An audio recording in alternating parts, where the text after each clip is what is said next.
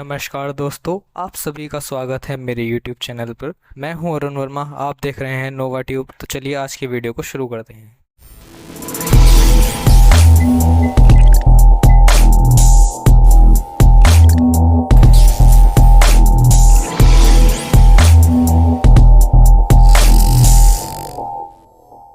दोस्तों, आप सभी का स्वागत है आज की इस वीडियो में।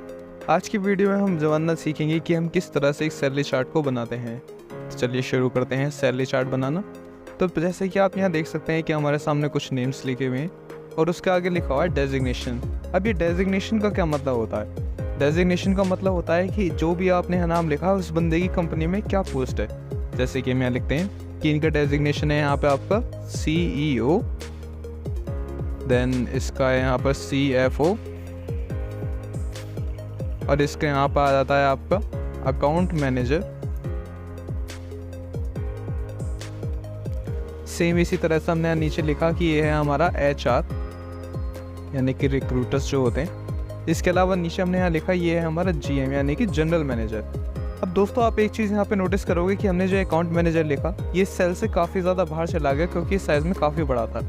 तो इसको हम कैसे मैनेज करेंगे? तो इसको यहाँ पे मैनेज करने के लिए हम ये देखेंगे कि कहाँ से जा रहा है। आप देखोगे कि ये C सेल से निकल के D सेल के अंदर जा रहा है। तो ऐसी कंडीशन में हम C और D के बीच में अपना कर्सर रखेंगे और जैसे ही मैं यहाँ पे डबल क्लिक प्रेस करूँगा तो ये देखेंगे आपकी ऑटोमेटिकली नॉर्मल हो जाएगा। अब आते हैं यहाँ पे बेसिक पे। बेसिक पे से क्या मतलब है? बेसिक पे से मतलब है कि इनको यहाँ पर कितने कितने रुपए सैलरी दी जा रही है। जैसे कि मान लेते हैं यहाँ पर इनको मिल रहे हैं कुछ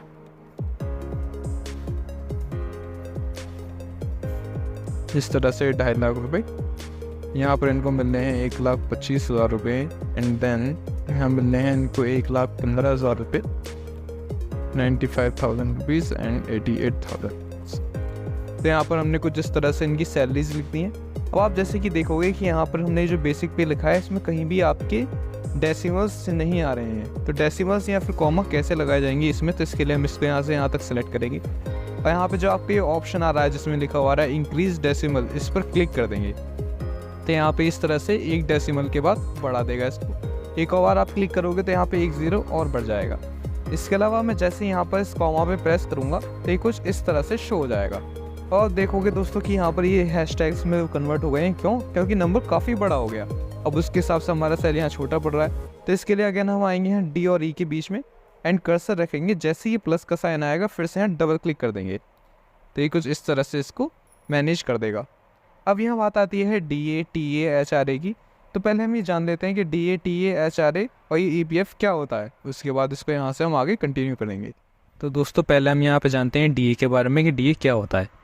DA का मतलब होता है बेसिकली आपका डियरनेस अलाउंसेस। अब डियरनेस अलाउंसेस किसको कहते हैं? डियरनेस अलाउंसेस हम कहते हैं यहाँ पर महंगाई भत्ते को।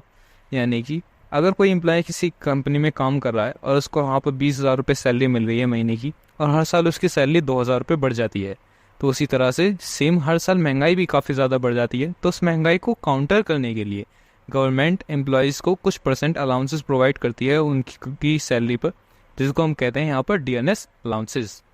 अब इसके बाद में डियरनेस अलाउंसेस के बाद बात आती है यहाँ पर TA की। TA का मतलब होता है आपका ट्रैवलिंग अलाउंसेस।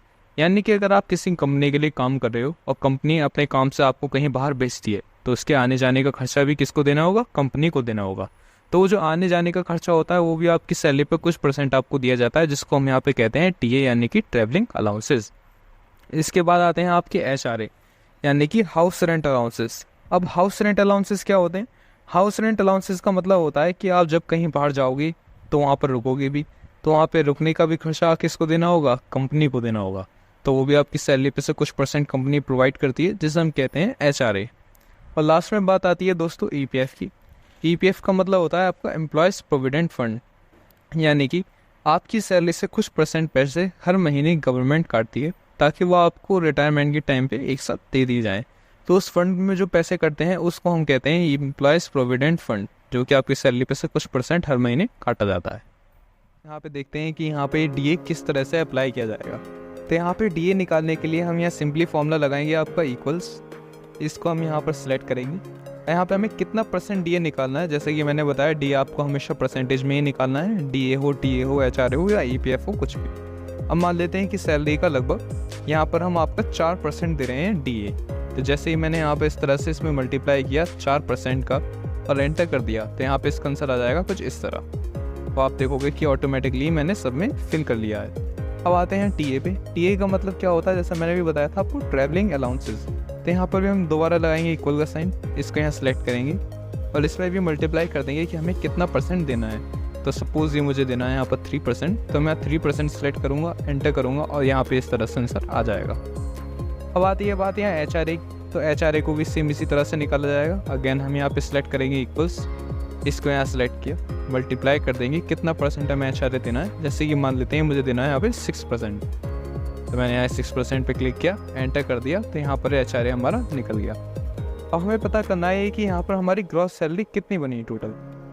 तो ग्रॉस सैलरी को निकालने के लिए हमें क्या करना होगा, इन सभी का यहाँ पर टोटल करना होगा। तो यहाँ पर टोटल करने के लिए आपको सिंपली यहाँ पे यूज़ करना है ऑटो सम का, या तो आप ऑटो सम यूज़ कर सकते हैं या फिर आप अपने कीबोर्ड में क्लिक कर सकते हैं ऑल्ट प्लस इक्वल्स। तो जैसे ही आप यहाँ ऑटो सम पे क्लिक करोगे तो आप देखोगे कि यहाँ पे इसने ऑटोमेटिकली इन सभी को सिलेक्ट कर लिए। अब मैं यहाँ जैसे ही एंटर प्रेस करूँगा तो ऑटोमेटिकली इन सभी का सम कर देगा।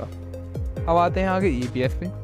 अब यहाँ पे EPF को भी हमें इसी तरह से निकालना है। दोबारा हम यहाँ इक्वल का साइन लगाएंगे, सैलरी को सिलेक्ट करेंगे और इसमें मल्टीप्लाई कर देंगे कि कितना परसेंट हमें EPF काटना है। जैसे कि मान लेते हैं मुझे EPF काटना है यहाँ पे 7%, मैंने 7% को सिलेक्ट किया, एंटर किया और ये ऑटोमेटिकली EPF की अमाउंट्स आ गई। अब बात आती है नेट सैलरी की, कि आपके पास में नेट सैलरी कितने रुपए आई।